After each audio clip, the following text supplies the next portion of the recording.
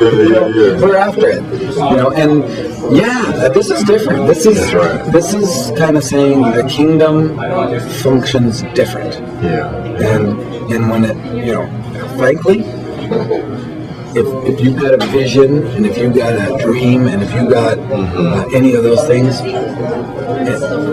he'll give you all the rope you need to hang yourself. That's the story of the Old Testament. Look at Moses, look at Abraham, look at David, look at Joseph, look at, you go on and on and on. And as soon as they got a prophecy or a word or something like that, they thought, okay, I can do this. And so God said, okay, I'm hanging around just to watch. But see how good it works for you. And they ended up, 40 years in the wilderness doing sheep here, and in the bottom of a pit and in prison here, running for his life there. You're going, oh yeah. And the kingdom is not like that. And at some point, control is going to be wrested from you, because control is a need for certainty. And faith doesn't grow in certainty. There is only one certainty, and that's his character. That's who he is. Nothing else has certainty to it. And everything that we think is certain is simply an illusion. I wrote on the Wind Rumors website, I wrote a little blog article called "Future Tripping in the Presence of Joy." It's really good. And the whole idea, I said, it's been a couple years now, and it's been almost 3 years since joy started to become a constant companion, rather than an occasional acquaintance.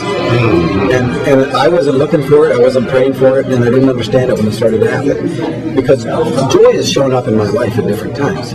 But, it's kind of like I had a guest bedroom and I was invited to spend the night, but oftentimes he wouldn't even spend the night.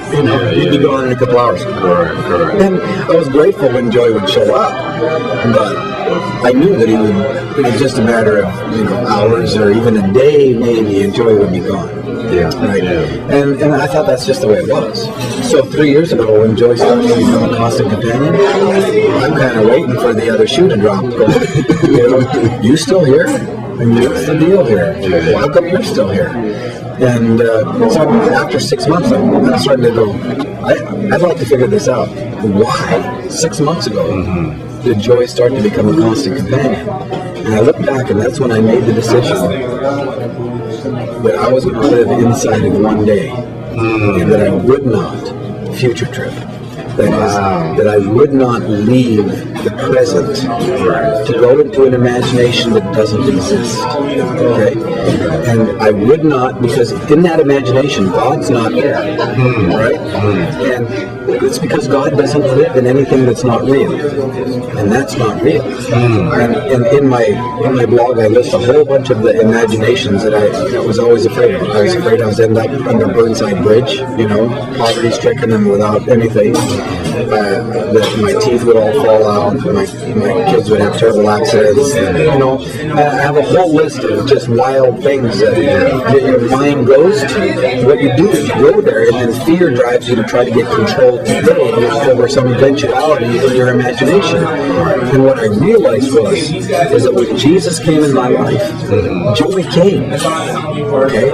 And it never left. It was me that was leaving. I was going into the imagination places of things that don't even exist. And all my energy was somewhere else. And it was like all the grace that was given me for today, I was spending on something that didn't exist. And as a result, I couldn't hear his voice, I couldn't sense his presence, and I didn't know joy. And so at the end of my thing, I said, I read Joy's blog today, and he wrote, 2 years ago, Paul started to become a constant companion rather than an occasional acquaintance. Fun perspective.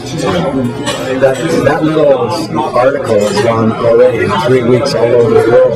People just It strikes a chord because this is what we do. Yeah. And it's all... I do it all the time. Yeah. All the time. Yeah. Because I'm always a planner. I'm always Not only a planner, we're scramblers. Yeah. You know, because we're trying to prevent the inevitability of the thing that we fear. Okay? And those are all future tripping. The truth is, Sherman, my whole life has led up to this conversation. Yeah. Everything about my history and about my life is here, right now. And this is where God lives with me, is in the present. Okay? That's where He's with me. I could walk out that door and a cell go sideways in my brain, and I'd be a vegetable. What happens to all my imaginations of the things that I was afraid of? They're absolutely, totally changed. Correct. Okay? Correct. Okay? This is the reality. We live, today is the day of salvation. Today you enter His rest. Take no thought for tomorrow. And even He says, yeah, you can say, yeah, I plan to go to this city and do this and do that. He said, say if the Lord wills, which is not a little magic formula. It's saying, I hold this loose because it can change in the next moment. And you know who I know lives this way? Jesus lives this way. And you can see it, for example, I give you two examples, they're great examples. One is, he's at the wedding at Cana. He's not done any miracles. And his mother says, do something. To his mother, right? Do something.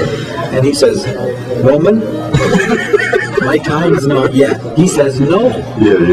And she goes, whatever he tells you to do, just do it. Yeah, that's right. And he does. Correct. So, what happened in between him saying no and then him doing this? Well, obviously, he says, I don't do anything unless the Father tells me. Right? He had this absolute dependent moment-by-moment relationship.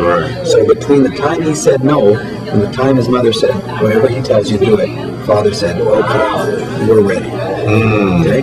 There's another story. His brothers come to him and say, you're going to go down to the festival? You're going to go down to the party? And he says, no, I'm not going. And they ask him a couple times. And he says, no, I'm not going. And he says, but you guys go. Have a good time. Have a good time, and I'm just not going. They leave, and he goes. And you go, did he just lie to them? Well, it couldn't have been that. What was it? It was that when they said, are you going? Father was saying, no. And as soon as they left, Father says, now go.